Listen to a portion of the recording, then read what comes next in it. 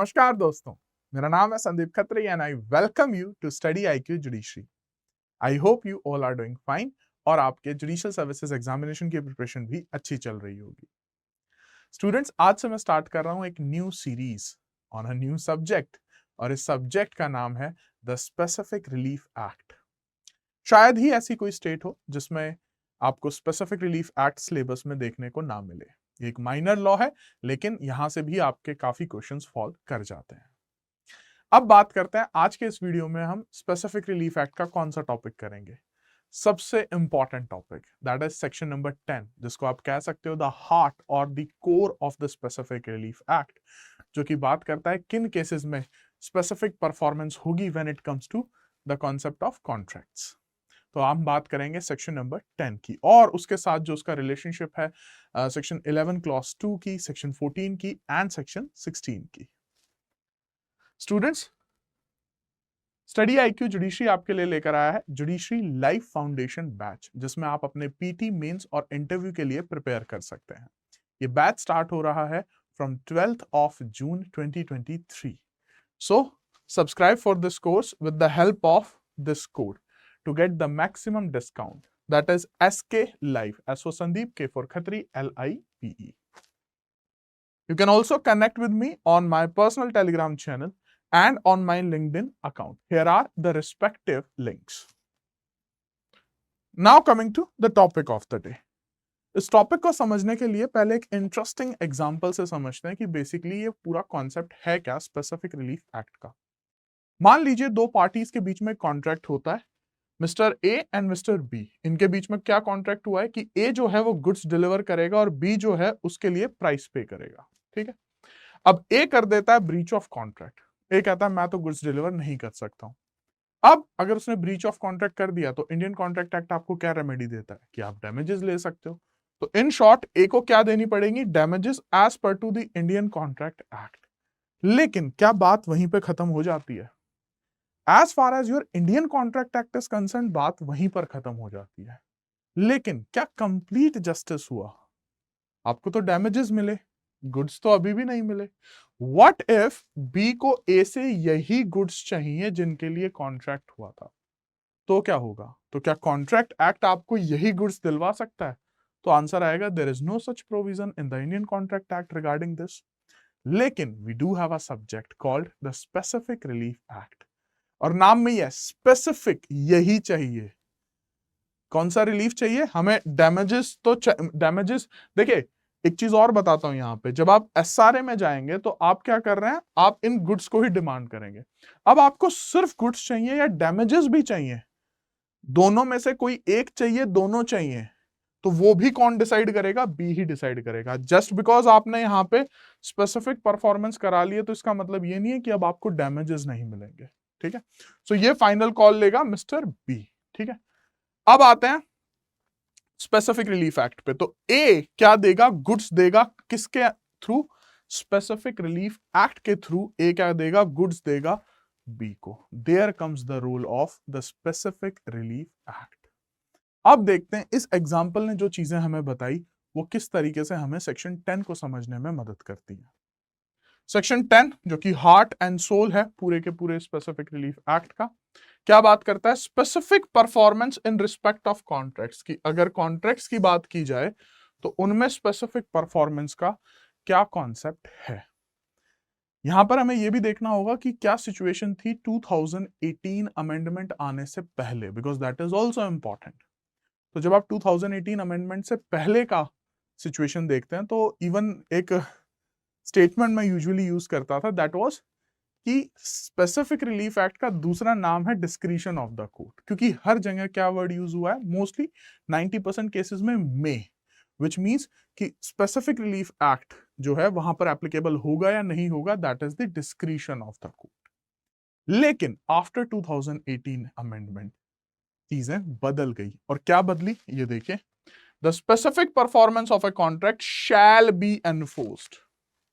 In short कि जैसे ये टर्म शैल यूज होता है तो अब ये हो गया है मैंडेटरी, मतलब करना ही करना होगा। By the court subject to, अब जैसे ही हम यहां से स्टार्ट होते हैं, सब्जेक्ट टू द प्रोविजंस, ये बेसिकली किसकी बात कर रहा है? ये बात कर रहा है एक्सेप्शंस की, कि यहां पर इनको छोड़कर, ठीक है, अगर आपका केस 11 क्लॉज 2 में फॉल कर जाता है या सेक्शन 14 में फॉल करता है या सेक्शन 16 में, तब तो हम जो है स्पेसिफिक परफॉर्मेंस नहीं करा सकते हैं, लेकिन इनके अलावा स्पेसिफिक परफॉर्मेंस आप जो है मैंडेटरी कोर्ट्स जो है वो करेंगे। अब देख लेते हैं कि ये 11, 2, 14 और 16 बेसिकली है क्या। तो पहले देखते हैं सेक्शन 11 क्लॉज 2, एक एग्जाम्पल से समझते हैं, उसके बाद इसकी लैंग्वेज पे जाएंगे। देखिए एक प्रॉपर्टी है जो कि प्रॉपर्टी जो है ट्रस्टीज की है, और उन्होंने क्या एक मैनेजर को रखा है वहां पे उस प्रॉपर्टी को मैनेज करने के लिए। अब वो ट्रस्टीज ही बताएंगे कि आपकी क्या पावर्स हैं, क्या ड्यूटीज हैं ऑफ दैट मैनेजर, ठीक है। तो in short there is a contract, और कॉन्ट्रैक्ट क्या है कि आप जो है, सपोज कॉन्ट्रैक्ट में साफ साफ लिखा है कि मैनेजर के पास उस प्रॉपर्टी को सेल करने की पावर नहीं है, लेकिन उन्होंने क्या किया, उन्होंने उस प्रॉपर्टी को सेल कर दिया किसी एक्स पार्टी के साथ कॉन्ट्रैक्ट में मिलकर। अब बाद में चीजें निकल के आती हैं कि उनके पास तो पावर ही नहीं थी, तो उनकी तरफ से क्या हो जाएगा, ब्रीच ऑफ कॉन्ट्रैक्ट होगा। तो क्या उस कॉन्ट्रैक्ट का स्पेसिफिक परफॉर्मेंस हो सकता है? देखिए, a contract made by a trustee in excess of his power. In short कि अगर आपके पास पावर ही नहीं थी और आपने उसके एक्सेस में जाकर जो है चीजें कर दी हैं, और इन ब्रीच ऑफ ट्रस्ट, या तो एक्सेस में कर दी हैं या अपने जो कॉन्ट्रैक्ट को है वो ब्रीच किया है और फिर आपने किसी और के साथ कॉन्ट्रैक्ट कर लिया है, आइदर दिस और दिस, सो उसका स्पेसिफिकली जो है स्पेसिफिक परफॉर्मेंस उसका नहीं हो सकता है। That is something which is not allowed as per to section 11 clause 2।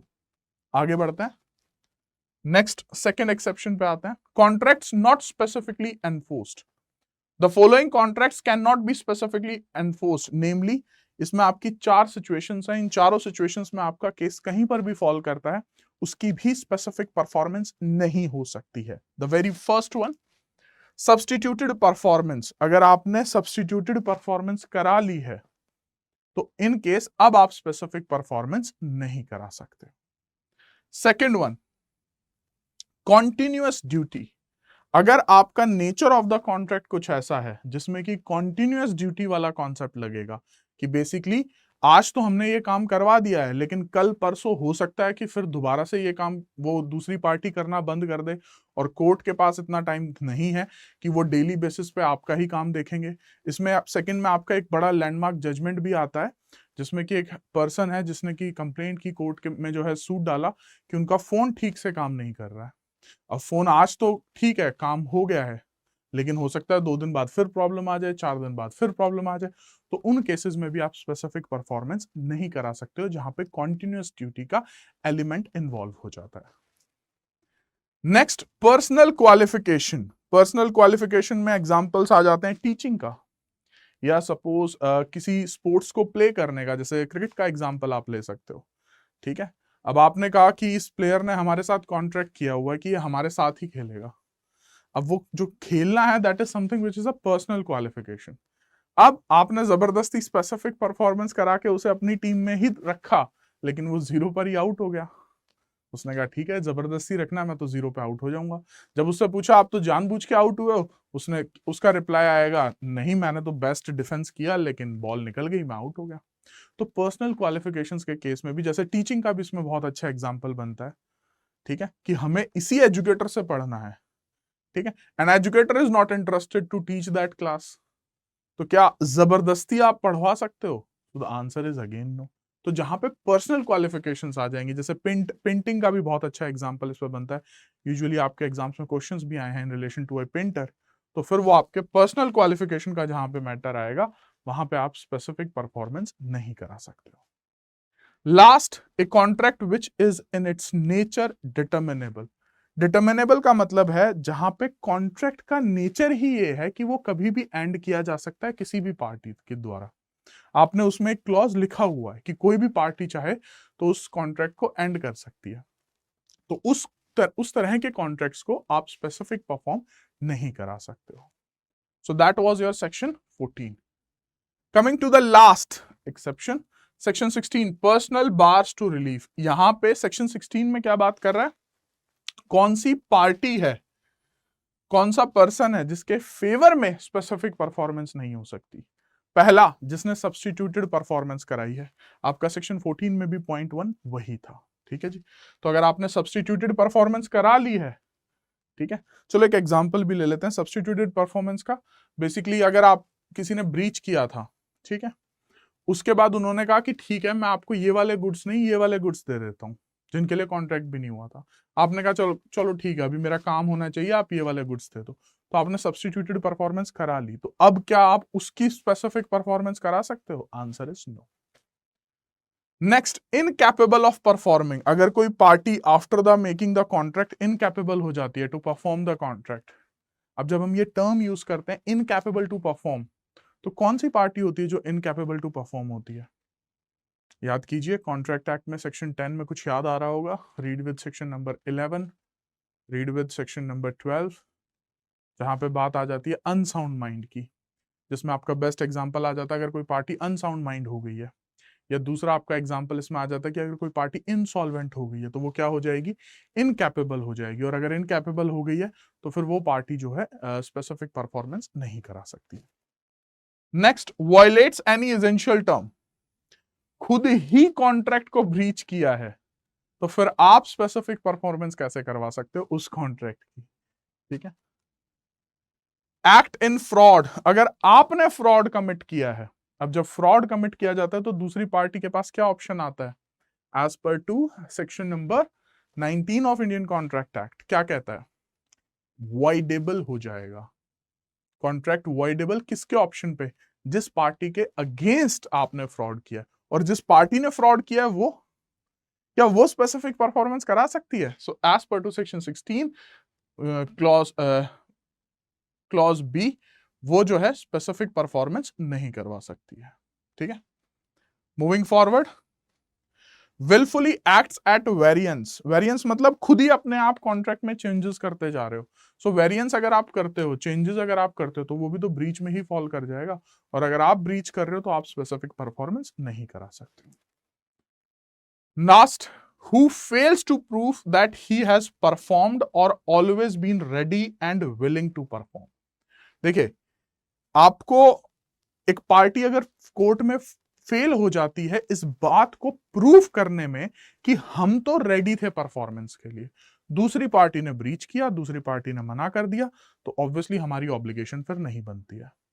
यहां पे ना आप section 37 and 38 of Indian contract act भी पढ़ सकते हो इसकी सी पॉइंट को और अच्छे से समझने के लिए। 37 of the Indian contract act आपको बताता है कि किसकी ऑब्लिगेशन होती है, और 38 बताता है कि अगर दूसरी पार्टी ने बोल दिया है कि मैं कॉन्ट्रैक्ट परफॉर्म नहीं करूंगा तो फिर आपकी भी ऑब्लिगेशन नहीं बनती है कि आप परफॉर्म करो।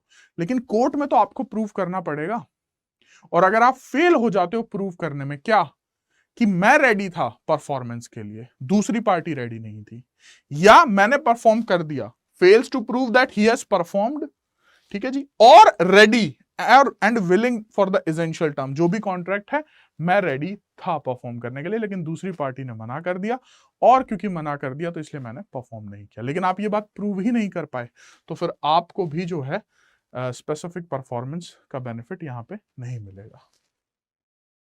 जो आपका क्लॉज सी है उसी के लिए आपकी एक एक्सप्लेनेशन है कि जहां पे बात आती है आपकी तरफ for the payment of money, तो ये जरूरी नहीं है कि आपने पेमेंट ऑफ मनी कर दी हो, चाहे डिफेंडेंट को या कोर्ट को, अनलेस एंड अनटिल कोर्ट आपको बोलती है कि आप इतना पैसा जो भी अमाउंट इन्वॉल्व है वो आप कोर्ट में डिपॉजिट कीजिए, तो आपको जरूरी नहीं है कि आपने पैसा डिलीवर कर दिया हो, ठीक है जी, आपने प्राइस पे कर दिया हो। एक बहुत अच्छा एग्जांपल इसमें प्राइस का आ सकता है कि as per to the contract हमें तो प्राइस पे करना था, लेकिन आपने तो प्राइस पे किया ही नहीं है, तो वो जरूरी नहीं है कि अब आपने जस्ट बिकॉज प्राइस पे नहीं किया था तो आपकी तरफ से भी ब्रीच हो गया, नो, ठीक है।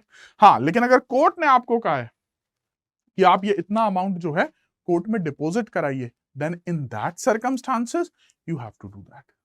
Last, plaintiff must prove performance or readiness and willingness to perform the contract according to its true construction। True construction in the sense कि जो भी कॉन्ट्रैक्ट में चीजें डिसाइड हुई थी, जो भी ड्यूटीज, जो भी राइट्स डिसाइड हुए थे ऑफ द पार्टीज, आप रेडी थे उनको परफॉर्म करने के लिए। सो that was your section number 10 जिसको हमने रीड किया सेक्शन नंबर 11 क्लॉज 2 के साथ, 14 के साथ, 16 के साथ। तो एक बेसिक इंट्रोडक्शन और एक बहुत ही important topic of the specific performance of the contract. Still अगर आपको लगता है कि आपको सेक्शन 10 से 11 क्लॉज 2 से 14 से 16 से कोई भी डाउट है जो कि अभी भी आपके माइंड में चल रहा है, do write your questions in the comments, या तो मैं कमेंट्स में ही आंसर करूंगा और I will make another video on that particular point. So gentle reminder about the judiciary life foundation batch जो कि स्टार्ट हो रहा है फ्रॉम 12th of June 2023 से, जिसमें आप अपने पीटी, मेंस और इंटरव्यू के लिए प्रिपेयर कर सकते हो। You can use this code SK Live to get the maximum discount. So that's it from my end as of now. See you in my next video. Till then, yes, it's time to say peace.